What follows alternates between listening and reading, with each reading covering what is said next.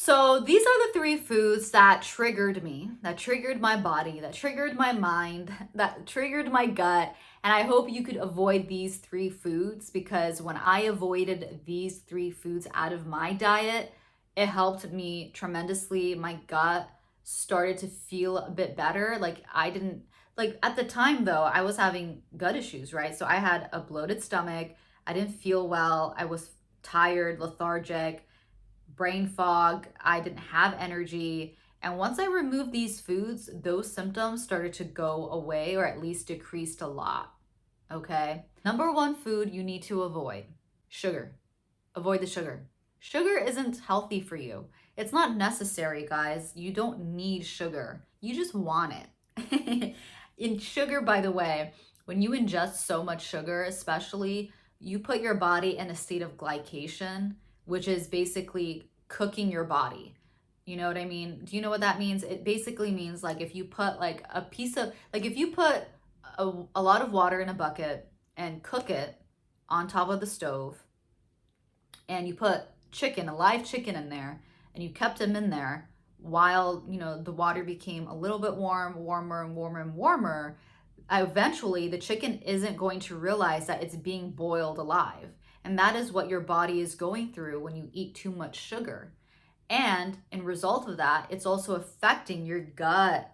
Your gut lining is so important, guys. It's the barrier that keeps everything in its place, all the foods where they're supposed to be, and then it takes out the nutrients from the foods, and then it expels it out of the barrier and into the bloodstream.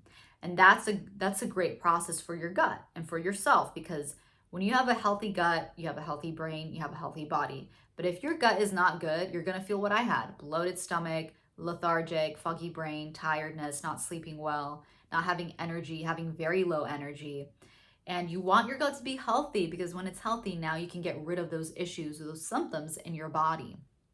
So sugar, especially when you have gut issues already and you keep eating sugar, it exacerbates the germs, the bacteria in your gut, because there's millions of bacteria in your gut, the good and the bad. And we want the good and the bad to be equal. We want the good bacteria to overcome the bacteria, always, if anything.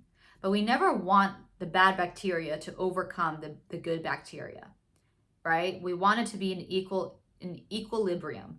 It needs to be at a state where the good bacteria is always overpowering the bad bacteria. But sugar can exacerbate the bad bacteria to grow and to grow and to grow over time.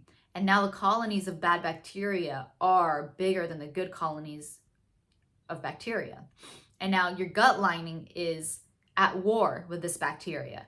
The gut lining is becoming more inflamed and more inflamed as you keep eating sugar every day.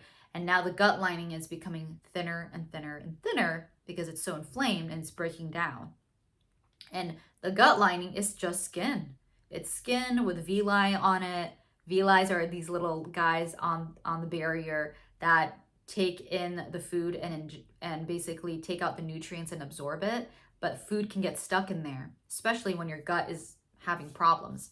So anyway, it's very important to at least reduce your sugar if you are very, sugar addicted. At least reduce your sugar by 50%, and then eventually by 0 or to 30 grams a day, because you'll see a huge relief and a decrease in your symptoms when you see how sugar affected your gut for so long.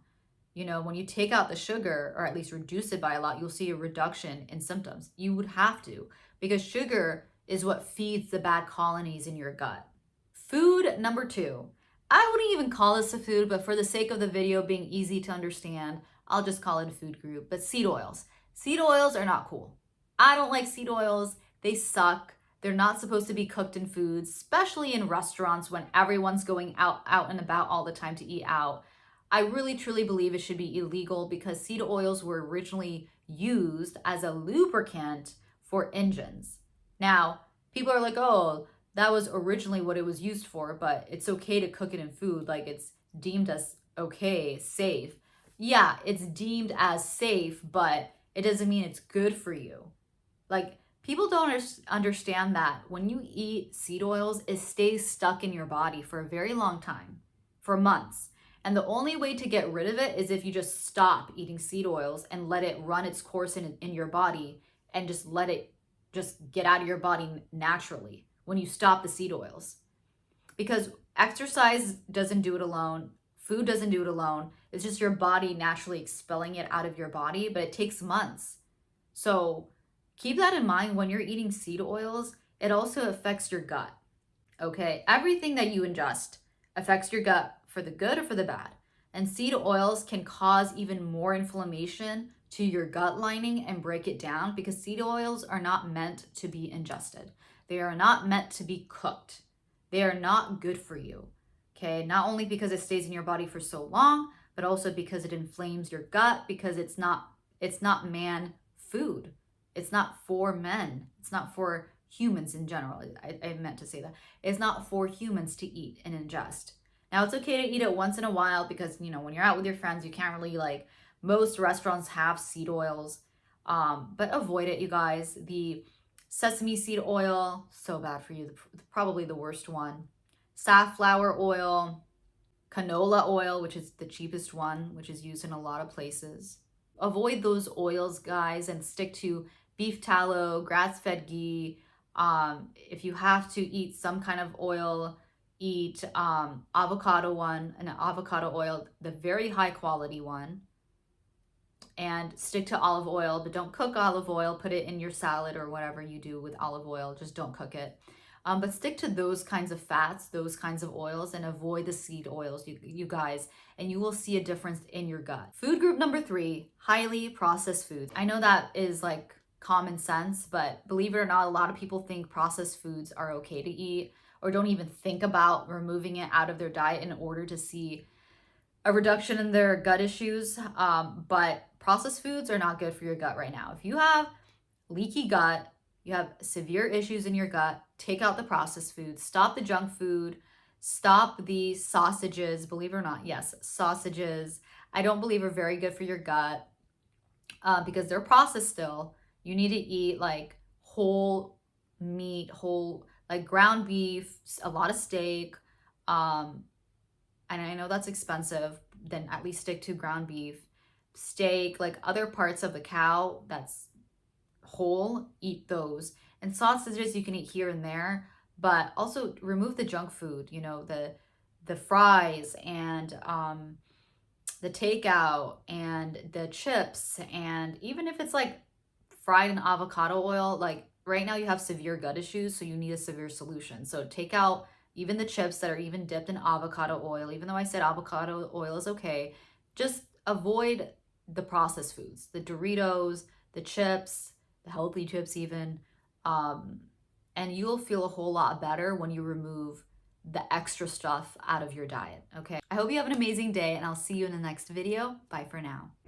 And with that being said, you guys, if you are struggling with pain, overall discomfort, you have a bad memory loss, you have a foggy brain, you can't think efficiently, right? When you talk to people, you can't conversate well either, you feel tired all the time, and most of all, you have a bloated stomach, then you're gonna have to watch my video down below that I created just for you about the 7 mistakes that you are making to not heal your gut, okay? Have an amazing day. I'll see you in the next video. Bye for now.